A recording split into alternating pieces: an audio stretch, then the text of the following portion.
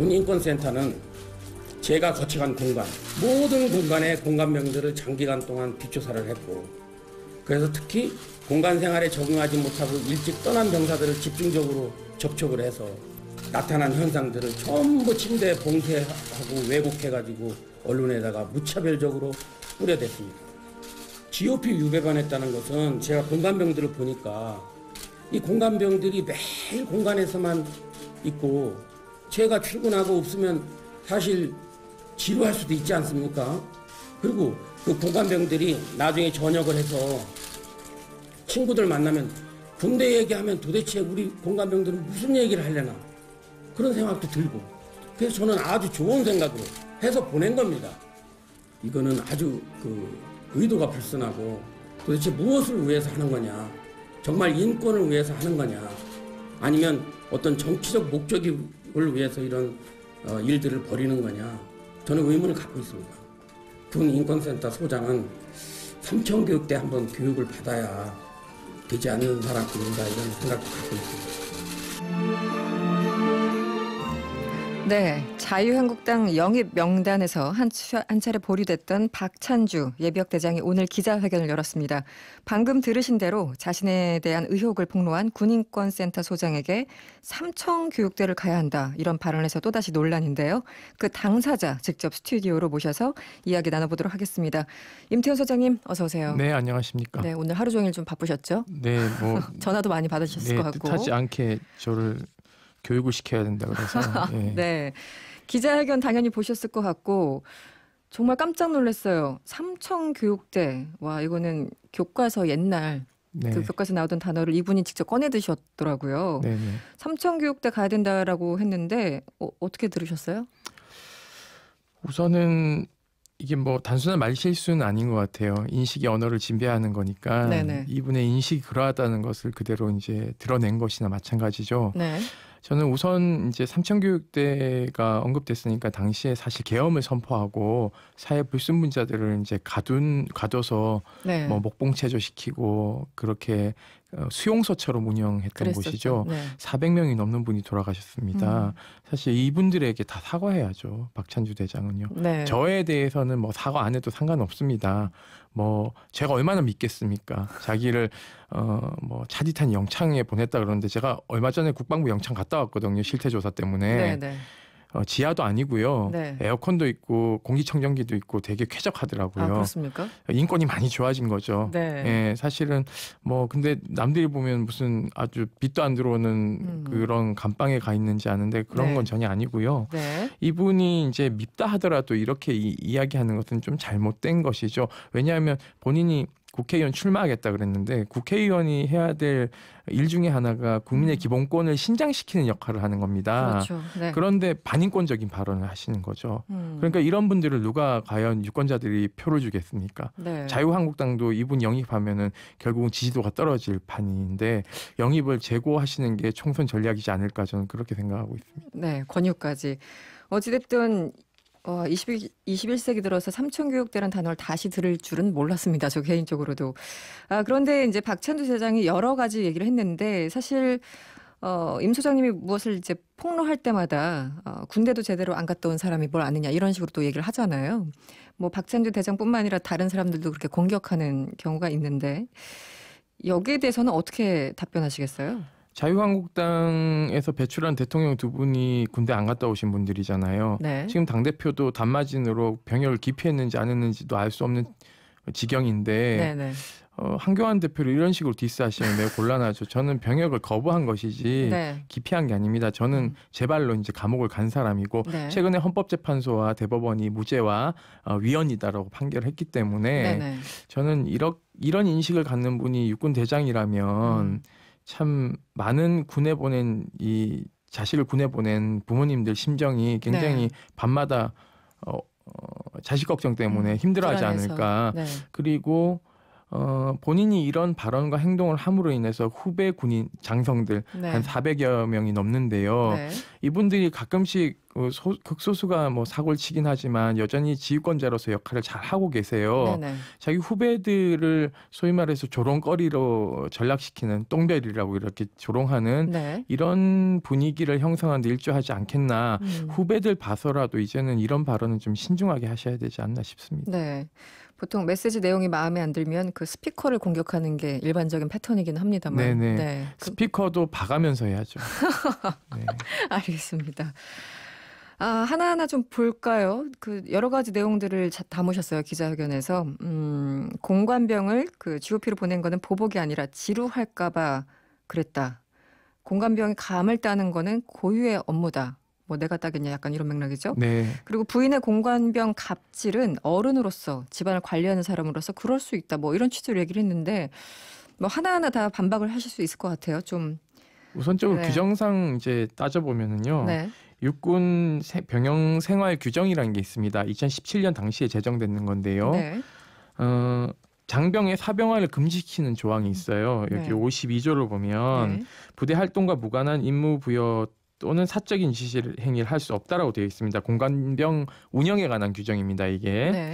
그리고 어패류나 나물 채취, 수석, 궤목 수집 등을 지시할 수 없고 그리고 부대 또는 관사 주변에 가축 사육이나 영농 활동을 지시할 수 없다고 되어 있습니다. 그렇게 구체적으로 나와 구체적으로 나와 있습니다. 왜냐하면 네네. 이런 것들 과거에 시켰기 때문에 그렇군요. 이런 거 못 시키게끔 그러니까 사병활을 우리가 이제 병사를 개인적으로 부리는 게 아니잖아요. 그렇죠. 우리가 국방의 의무를 하러 가고 우리 헌법 39조 2항을 보면 군 복무로 인해서 불이익을 받지 아니한다라고 되어 있습니다. 네네네. 그 헌법 정신에 맞게끔 규정들이 만들어진 거라서 사실상 이런 사성장군이 이런 규정도 모르고 네. 병사들을 농노 취급했다라는 것이 그대로 드러나는 것이죠. 그게 부끄러운지 모르는 것이죠. 기자회견 장에서도 네. 감은 내가 따는 게 아니다. 원래 공관병이 따는 거다. 네. 예, 감 따려고 군대 가지 않거든요. 그렇죠. 네. 내가 아들 군대 보내놨는데 거기서 감 따고 있다 생각하면 그 부모님 심정은 또 어떻겠어요? 모가도 따게 했어요. 모가 따게 해가지고요. 네. 모가가 100개가 넘는 거를 그 모가 굉장히 딱딱하지 않습니까? 네네. 모가청을 담게 하려고요. 그거를 칼로 다 썰었습니다. 그래서 이 공관병들 손이 다 해지고 피나고 막 이랬거든요. 그 정도였습니까?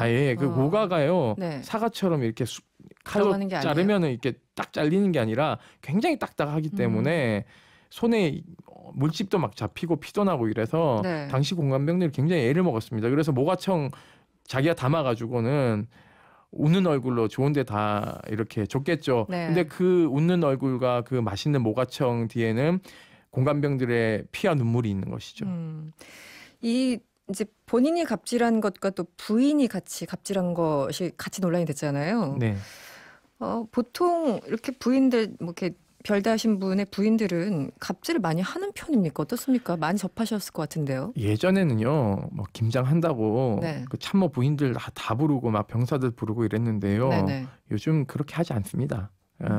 장군 부인들도 본인의 이제 남편이 승진하는 거 눈치 보느라고 그렇게 마구 함부로 못 합니다. 네네. 어떤 공관병들은 전역하고 나서도 계속 그 지휘관이 추석이나 설에 선물 챙겨주거나 정기적으로 모임하는 분들도 계시거든요. 네. 그러니까 모든 장군들이 이렇게 매도당하는 건 저는 아니라고 생각하고 네, 있고요. 네, 네.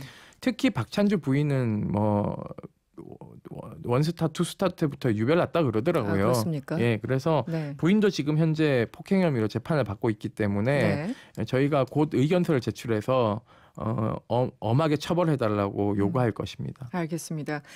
어쨌든 오늘 기자회견을 연 이유가 결국은 정치를 하겠다라는 그 계기 때문에 있었던 거 아니겠습니까? 계속 자유한국당에 가겠다, 정치 계속 하겠다 이런 메시지였는데요. 그리고 오늘 황교안 대표도 물러선 게 아니라 영입 강행하겠다, 조금 나중에 보자 이렇게 덕담을 했다고 이렇게 표현을 했습니다.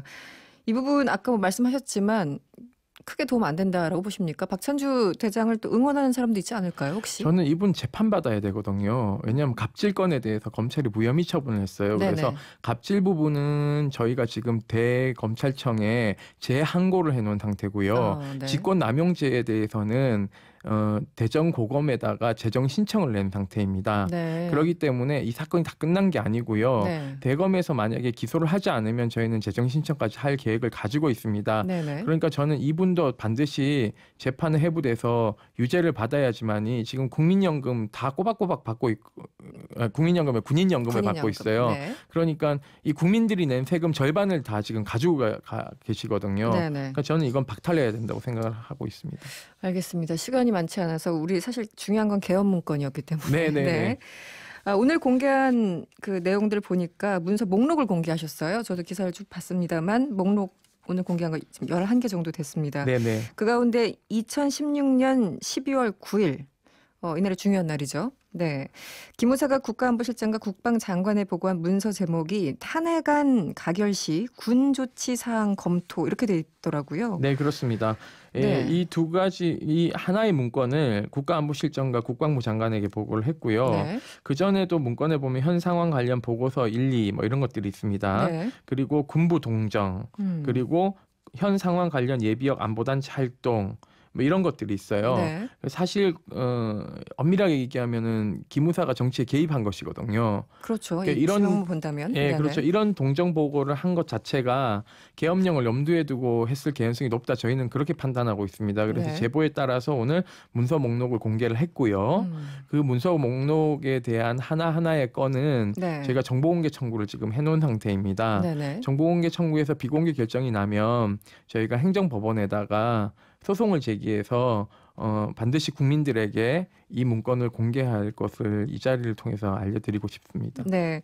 그리고 사실 그 조현천이 외국에 나가 있다는 이유로 지금 참고인 기소 중지 사실은 이제 불기소한 그런 상황이잖아요. 그런데 네, 일반적으로 그렇습니다. 우리 같은 일반인들이 봤을 때 당시 기무사령관 한 명 없다고 한들 나머지 모든 사람들이 김관진, 한민구 등등 다 한국에 있고 조사를 했거나 혹은 조사가 가능한데 이렇게 넘기는 것에 대해서 좀 이해할 수 없다라는 지적이 하나 있고 특히 방금 말씀드린 그날은 박근혜 전 대통령을 조현천 기무사령관이 독대한 것으로 알려졌거든요. 네, 맞습니다. 여기에 대해서 좀 말씀해 주시죠. 네. 그 12월 9일 날 이제 조현천 기무사령관이 박 대통령을 독대를 했고요. 네.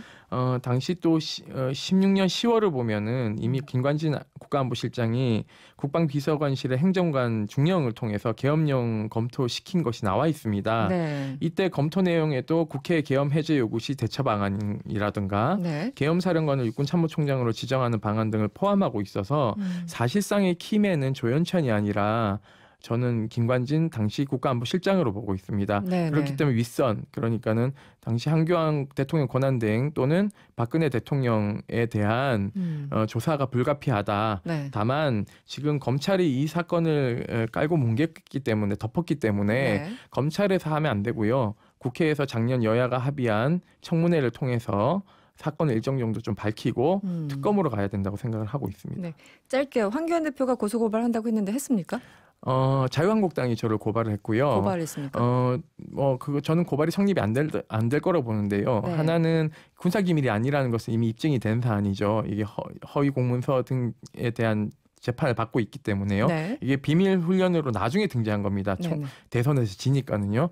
그리고 명예훼손은 이것은 공공의 이익이 크기 때문에 사실은 제가 공표하는 것이고 제가 네. 한교안 대표가 했다 이렇게 얘기한 게 아니라 보고받았을 가능성에 대해서 얘기했기 때문에 본인이 적극적인 해명이 필요하다고 생각하고 있습니다. 알겠습니다. 오늘 고생하셨습니다. 지금까지 임태훈 군 인권센터 소장이었습니다. 고맙습니다. 네, 고맙습니다.